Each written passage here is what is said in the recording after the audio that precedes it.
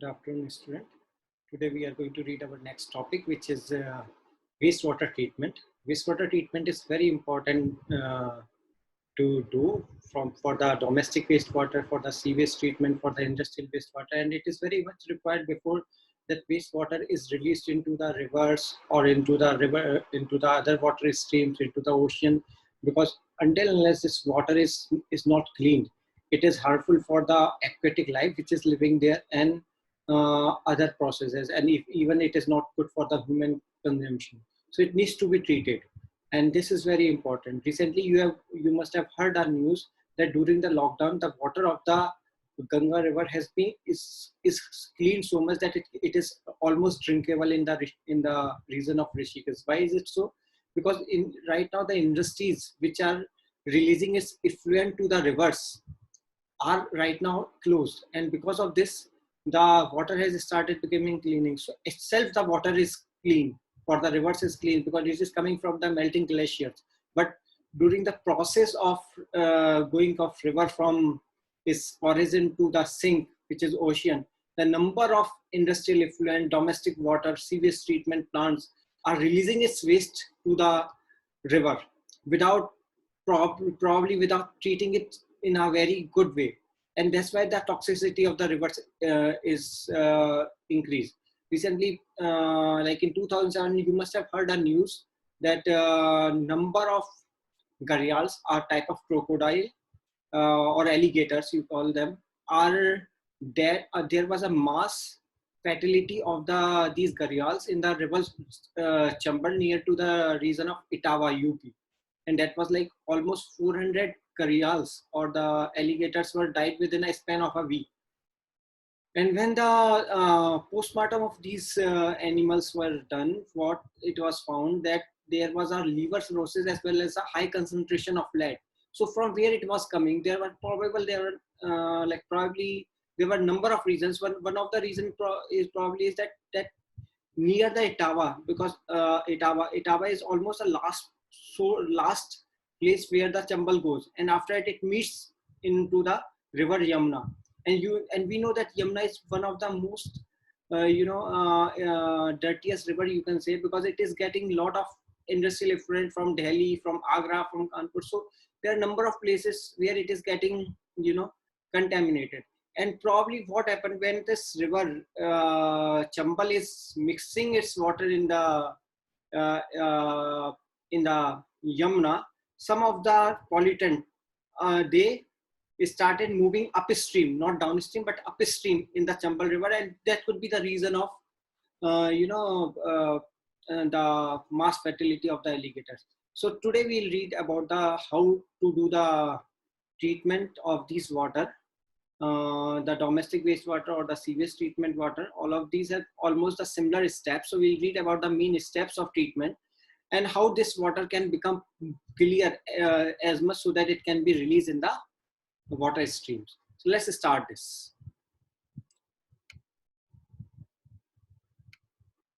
All right. Yeah. So this is about wastewater treatment.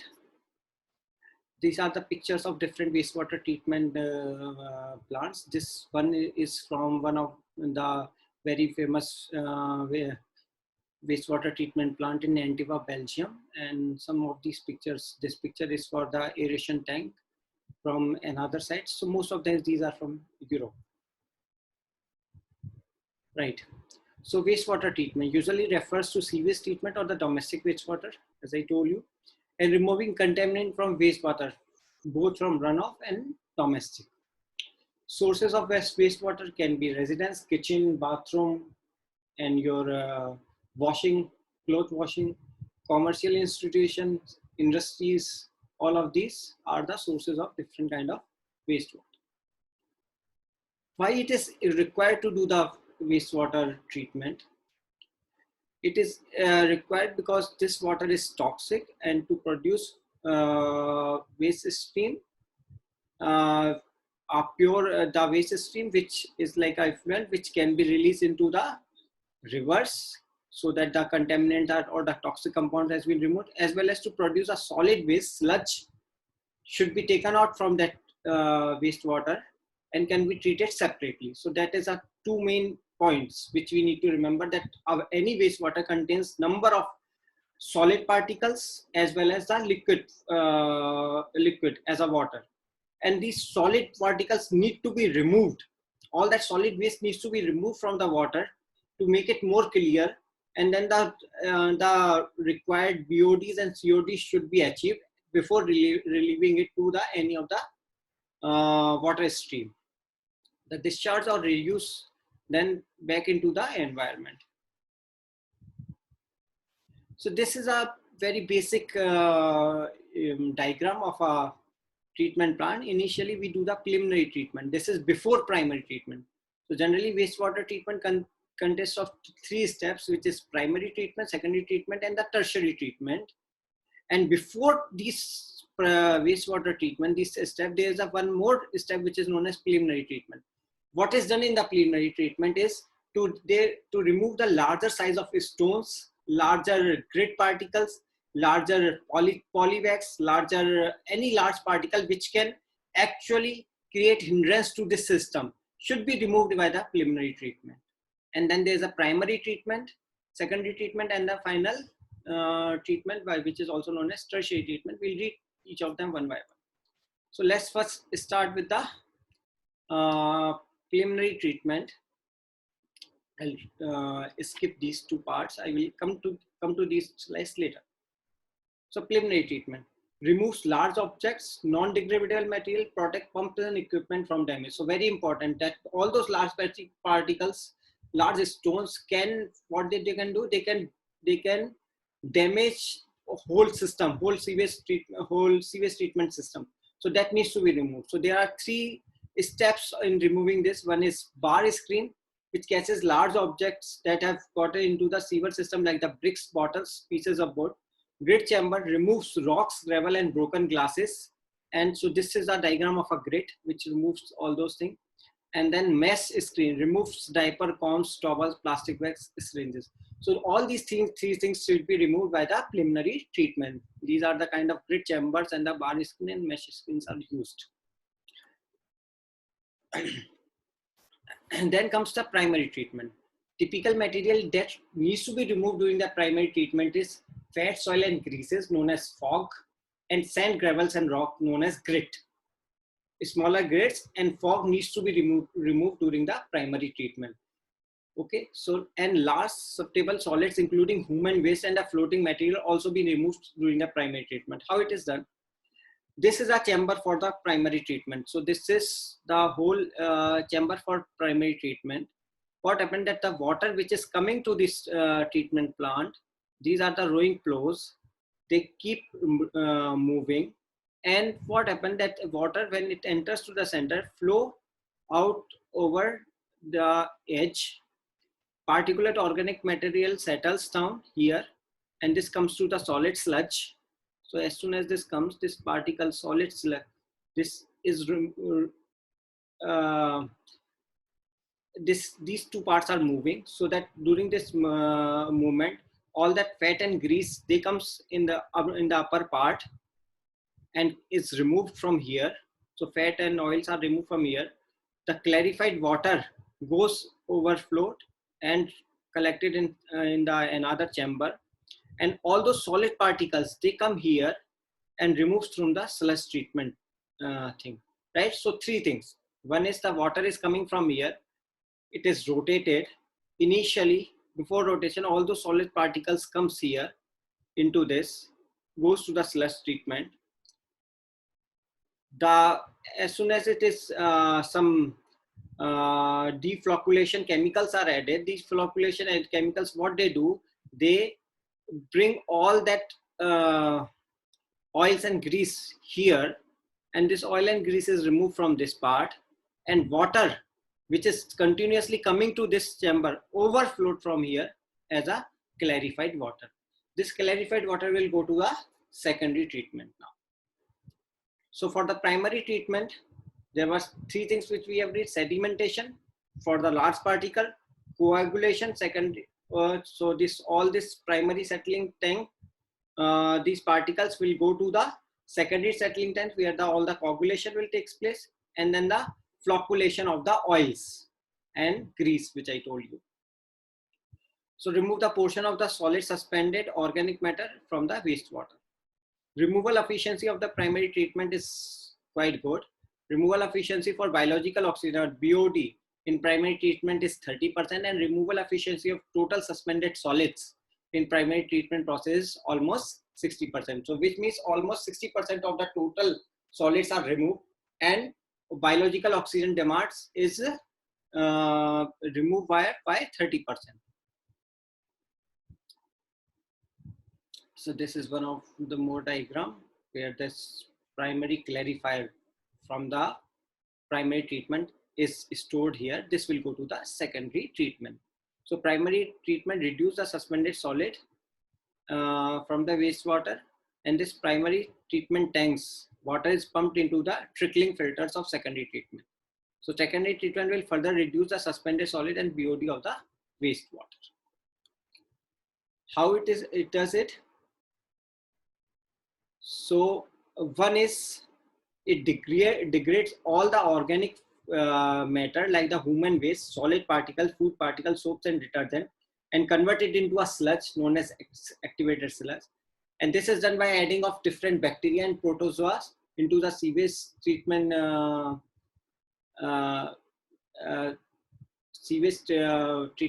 secondary sewage treatment plant. And three different approaches are used for this. One is fixed film system, second is suspended film system, and third is lagoon system. Okay, so the basic idea is whatever is coming from the primary treatment comes here. There's an aeration tank where air is mixed so that the bacteria, aerobic bacteria, will start growing.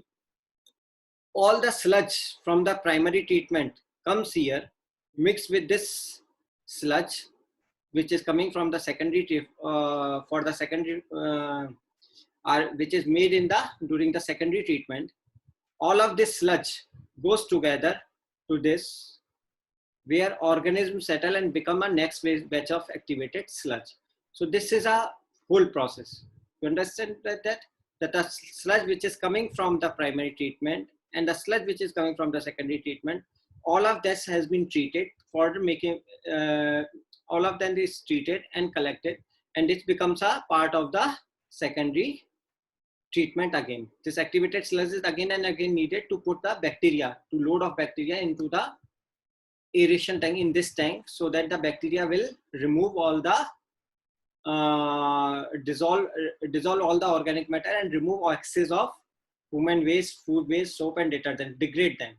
So biological degradation takes place in the secondary treatment. Okay, so the water is from the primary recovery is coming here, the aeration is taking place, the bacteria is coming from the activated sludge of the secondary treatment, and the sludge from the primary treatment. All of this is treated, the water is treated, the activated sludge is again collected and goes here, while the water which is coming here also, the water which is coming here is clarified again with the help of aeration and adding some chemicals, and then this goes this clear water goes to the for the disinfection, and then the release in the atmosphere, and or for the tertiary treatment, and while this activated sludge is used again and again. So this is a process. The activated sludge is again and again used. All right, is that clear? So now this is the whole system. Now this is done by three systems: fixed film system, suspended film system, and the lagoon system. Fixed film system. What is this? In this, there's a microbes grow on the rocks, sand particle, or the plastic wastewater, and the wastewater is spread over this. So this is done by three things, like the trickling filters, rotating biological contractors. Trickling filters, water trickling filters, basically these are the layers of different types of rocks and sand, and where the different kind of bacteria is growing in the each portion. And initially the anaerobic treatment and then the aerobic treatment is done. So you spread wastewater over microorganisms made of coke, carbonized coal, limestone chips, specifically fabricated plastic media, optimize their thickness by insect or worm grazing, the removal efficiency of the total organic carbon from trickling filter is greater than 90%. So that's, you can see that how efficient it is. So this is one of the diagram of the trickling filters. The water comes here. These are the rocks which I am telling you. This is all that coke or rock particles where the bacteria is immobilized. All that water which is coming from this stream goes here. The bacteria treats all that water which is coming from the primary treatment, and all that treated water comes out from another part, and this is keep going. So this is a very simple kind of secondary treatment. Then suspended film system, where the still and suspended microorganism in wastewater settled out as a sludge, pumped back into the incoming wastewater. So that was actually this one. This one. So this is this one, suspended, where the bacteria is again and again added in the suspended and the soluble form, and it's again and again used for the clearing the primary treated water. And then the third is, and that's part of this secondary film system, is activated sludge. The mixed community of microbial, both aerobic and anaerobic bacteria may exist, and biological flock is formed. So this is a whole system. From the primary clarifier, the water goes to the aeration tanks. The activated sludge is used here, and then the secondary clarifier, where the disinfectants and the chlorine or anything else is added, so that the water will become more clear and disinfection is done, and then the effluent can go to the tertiary treatment for the tertiary treatment, or directly can be released into the atmosphere in the water streams, depending on the clarity of it. This is one of the example of the aeration tanks. So aeration tanks are huge actually. You can see that how much area is there for this whole system. Oxygen is introduced into the system, so directly either the air or the compressed oxygen is used for the system. Ensure the adequate oxygen is fed into the tank, provided pure oxygen or compressed air. So either we can provide oxygen or the compressed air. This is another example of the aeration tanks. Activated sludge is separated from the surrounding wastewater, and then this is a place where the activated sludge is separated and can be used again and again.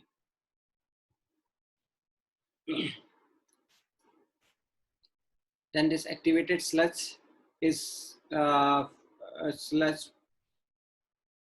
which is collected is again used into the aeration tank. So the cycle goes on, and from the discharge effluent into the bay. So yeah, and when this water is coming to the clarifier, the activated sludge is again collected. So it's a cycle.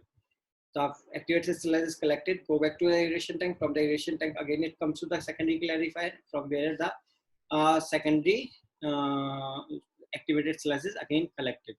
And when this activated sludge grows in mass a lot, this activated sludge is brought to the landfills, where it is dumped. And this effluent outline flow, this is a outline for the clarified water or the secondary treated water, which can go directly to the tertiary treatment plant or to the river stream. Then there is one more system, which is lagoon system for the secondary treatment. This is nothing but these are like the big ponds where this wastewater is kept for several months for the natural degradation of the sewage, and as and when it is needed, it is used for the other purposes. Okay, so this is like the lagoon system. So as we know that that in the secondary recovery, or sorry, in the secondary treatment, number of bacteria has been used. So now we'll read the role of each of these microorganisms which is present in the secondary recovery, or some of these bacteria is also present in the tertiary recovery. So one is acid forming bacteria, also known as acetogen or non-methogenic bacteria. They bring the hydrolysis of macromolecules. So acid forming bacteria is nothing but the fermenters. What they do, they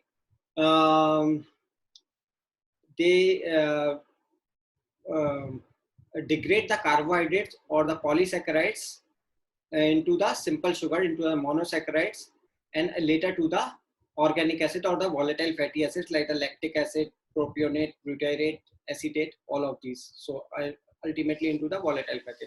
And the species which do it is the Clostridium and Lactobacilli, E. coli, and number of fermenting bacteria known as acid producing bacteria or acid forming. Second is methanogenic bacteria. So methanogenic bacteria, these bacteria are also referred as methanogens. What they do, all those volatile fatty acids which are formed like the acetate and hydrogen which is formed in the system is used by these methanogenic bacteria to convert acetate into methanogens. So these both of these steps are actually related. Unless this acid is not created by the acid forming bacteria, methanogenic bacteria cannot grow, because methanogenic bacteria require acetate to convert it into the methane, and methane is generally removed from the during the clarification of the secondary treated. So the bacteria which is belong to the methanogenic group is methanobacteria, methanobacillus, methanococcus, methanocoleus. There are a number of bacteria from the methanogenic bacteria. So other bacteria which is present in the secondary treatment and considered as beneficial for removal of organic material like the Pseudomonas. They are nitrogen removers as well as the fermenters, chromobacters, Flavobacterium, and anaerobic such as Badilovibrio, Bacteriovorus, and Brocadla anemooxidans. So these are the bacteria which are also present in the secondary treatment. Nitrogen removal, actually nitrogen removal generally takes place during the secondary recovery as well as during the tertiary recovery. So nitrogen removing bacteria are same in both of the these processes, in the secondary recovery and the tertiary recovery. And these are nitrifiers as Nitrosomonas europhia and Nitrobacter hamburgiensis. And then the denitrifiers, which do the denitrification, like Thiobacillus denitrificans, Acrobacter, or you can also say Pseudomonas or Ismetella. So all of these are nitrogen removing bacteria. And then the sulfate removing bacteria is like the desulfatomaculum and desulfovibrio, which convert sulfate into the sulfide, and this sulfide is a gas and can be removed from the water. And these bacteria also are removed in the tertiary treatment of the process. Yeah, so these are also used in secondary recovery, also used in sometimes in tertiary recovery. And after tertiary recovery, these bacteria are removed from the tertiary during the tertiary treatment, and then the water is generally go to the rivers or to the which can be used for the other purposes like the gardening and all. There are also some pathogens which are present in this secondary treated water, or from the water when it is coming from primary recovery, primary treatment. So we should remember that the seaways includes Salmonella, Streptococcus, Pseudomonas aeruginosa, Mycobacterium, and Grartia. All of these bacteria are pathogenic bacteria, and the removal of these bacteria or the killing of these bacteria is very much required before releasing this water into the atmosphere. So before releasing this water into the environment. And that's why this number of treatments are done during the tertiary recoveries to make sure that these bacteria should not be living while releasing the water into the environment, in the river streams. Aerobic and facultative bacteria are Micrococci, E. coli, Lactobacilli, and Clostridia. Sterilically anaerobic bacteria, methanogens, as just we read. Okay, so most of these bacteria which I have shown in the pathogenic bacteria they generally come from the discharge of people who are actually suffering from some disease. So all that discharge is coming to the river stream, and then this discharge is when coming to a sewage treatment stream, and the sewage treatment stream, if the water is not treated by primary and secondary recovery and released in the river, you can see how much pathogenic bacteria can grow in these rivers.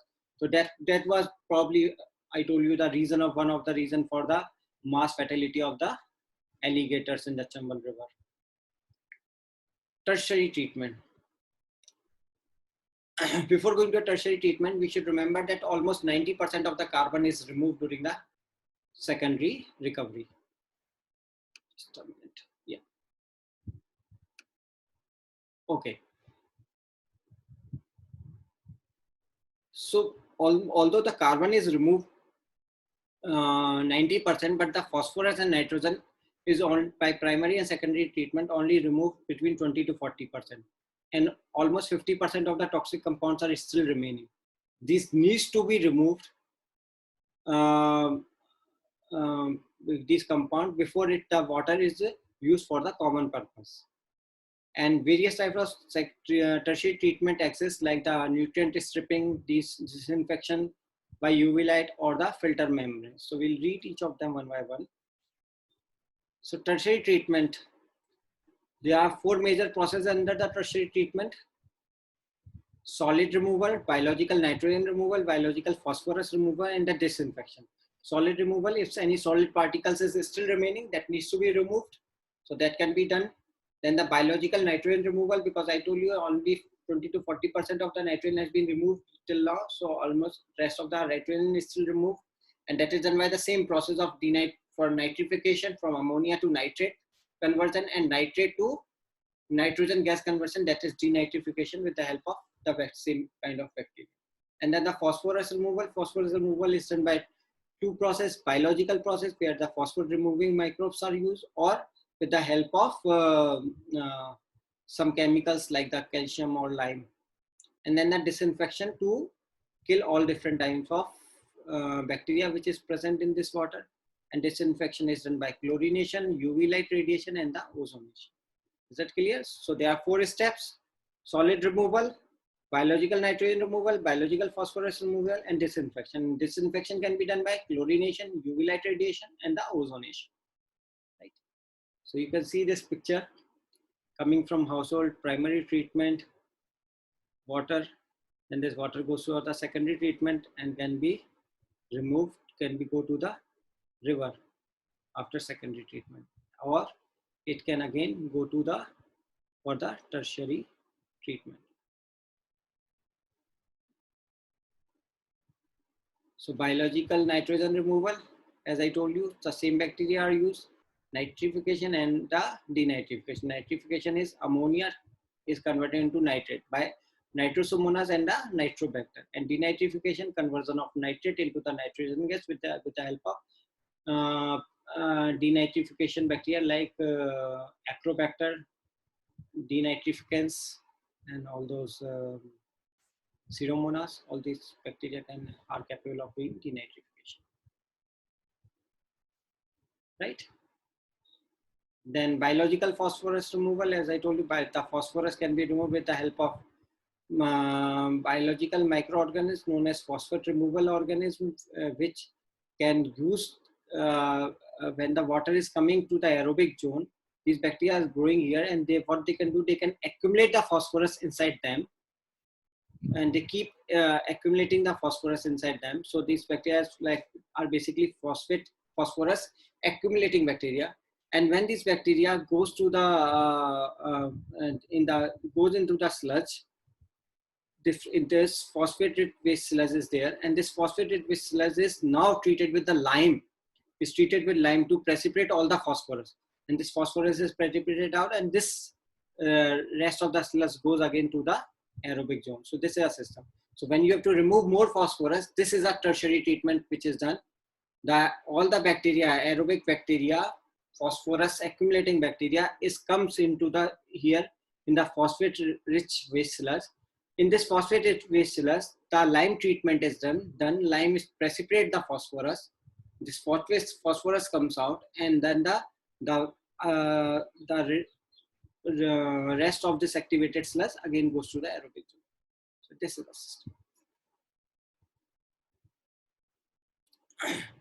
So uncultured bacteria, there are number of studies and it has been done which has shows that there are a number of uncultured bacteria which we are not able to culture, are responsible for the nitrogen and the phosphorus removal.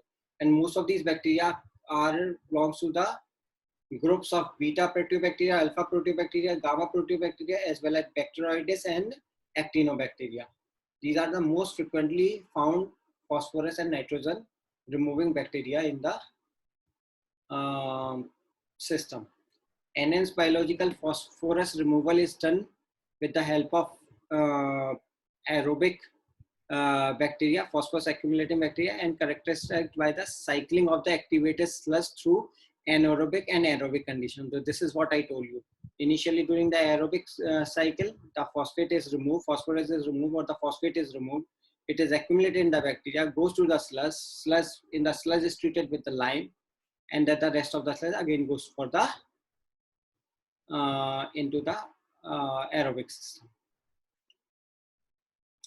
Actinobacteria, the traditional model of model organism for enhanced biological phosphorus removal, does not catalyze the process in EBPR, right?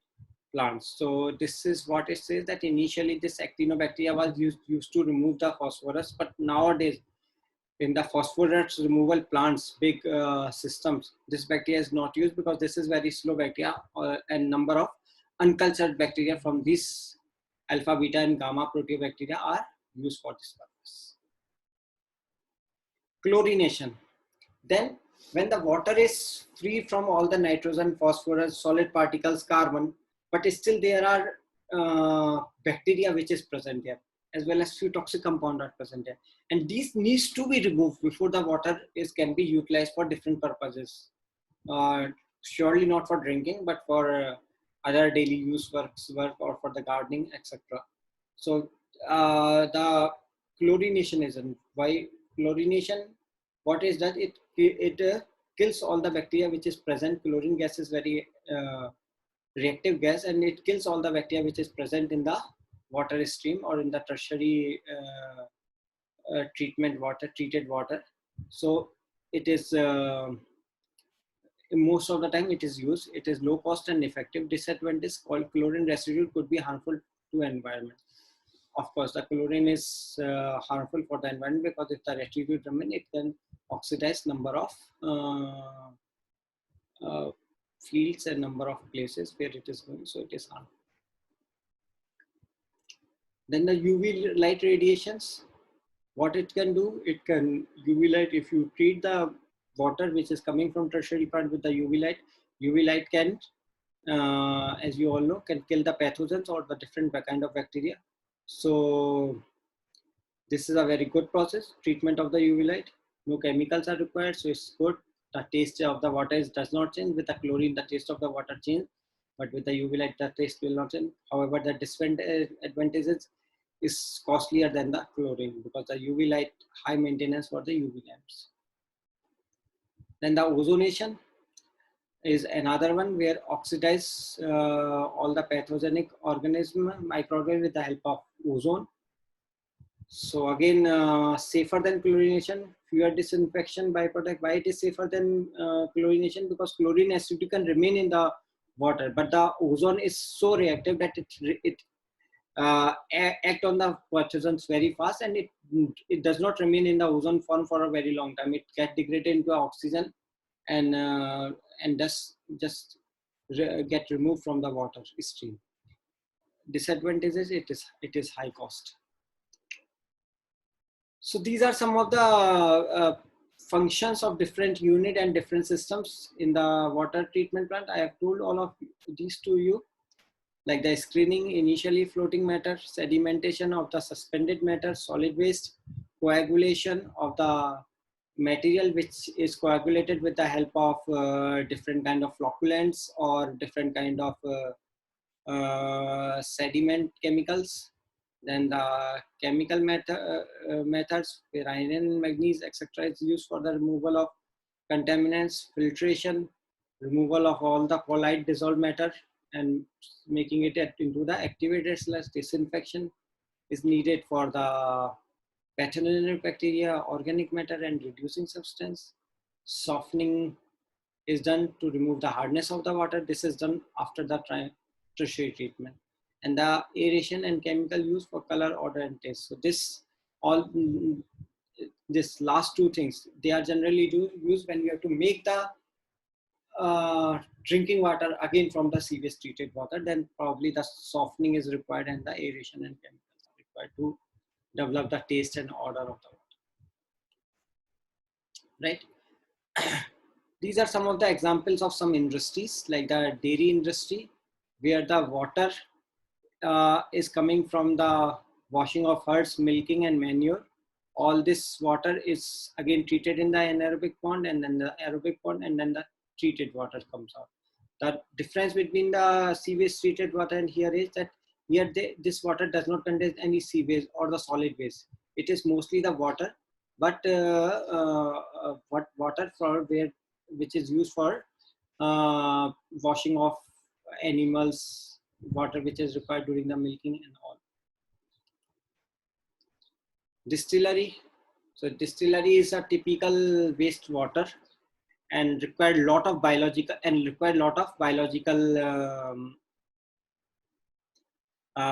processes. So initially the organic matter is high, organic load is high in distillery water. So bacterial oxidation takes place, which forms acid, alcohol, aldehydes and ketone. And then the this is again the bacterial oxidation takes place for this, or new bacterial cells like the methanogens can be utilized for this. And again, this bacterial oxidation, number of gases like CO2, SCH4, NH3, all of these are formed. They are removed into they goes into the atmosphere and the water is treated goes for the tertiary treatment. So this is the system for the distillery. Then tannery industry, this is one of the most polluting industry and very dangerous also, because this is like a leather industry. So it's not easy to do the treatment for this water, and generally that's why most of the industries who are dealing with the tannery does not clean the water very well, and sometimes they release the unpure water into the river stream, which is very dangerous. You can see that the Yamuna River in Delhi is nowadays, of course, it is clean because of lockdown, but it used to show huge frothing, white frothing, because of the presence of high organic load in that water. So the process is same. Biological acidification is done. Sludge formation takes place. Then the anaerobic sludge and the blanket reactor is used for converting all that organic matter into the gases or into the lower compounds, and then the sludge comes out. But this has a lot of high sulfate, because the sulfate is a huge problem here. Sulfate is the input of sulfate is very high. Then so this sulfate is converted into sulfide, and the sulfide is remain during this process. The sulfide remains here, and this sulfide is a very dangerous gas, and when in very high quantity and in the acidic condition, it remains in the water. So it needs to be converted into either into sulfur to remove it from the water, or it is or it needs to be removed from the water by changing the pH. So generally what is done, when aeration is done, this sulfide is again converted into, again oxidized into the sulfur. So sulfide oxidized into the sulfur. So when this water, anaerobic sludge blanket reactor water, comes to the third chamber where the aeration is done, and due to this aeration, all that sulfide which is generated in these two steps is removed in form of sulfur. So this is the overall diagram. We all know all of this. This is your preliminary treatment. Then this is your primary sedimentation tank. This is activated sludge, which is going here.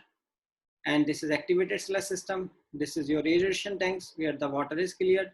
The effluent goes for the tertiary recovery or for the chlorination so that it goes to the river.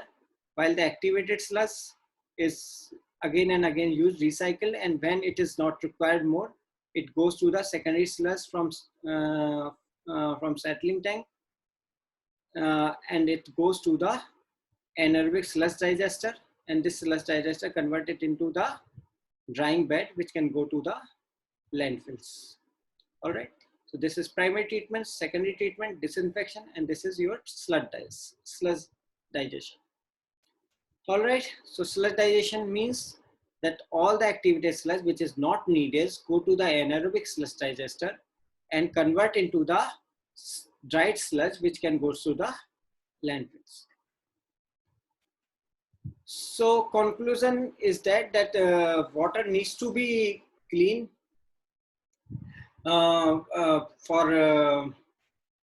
for all the industry, for the domestic water or the sewage treatment, everything, for every system, water needs to be clean before it can be released to the environment. And most of the industries which are releasing very high polluted water, the government instruction are there that they should have the treatment plant right at the industry, so that before the water leaves the industry, it should be clear.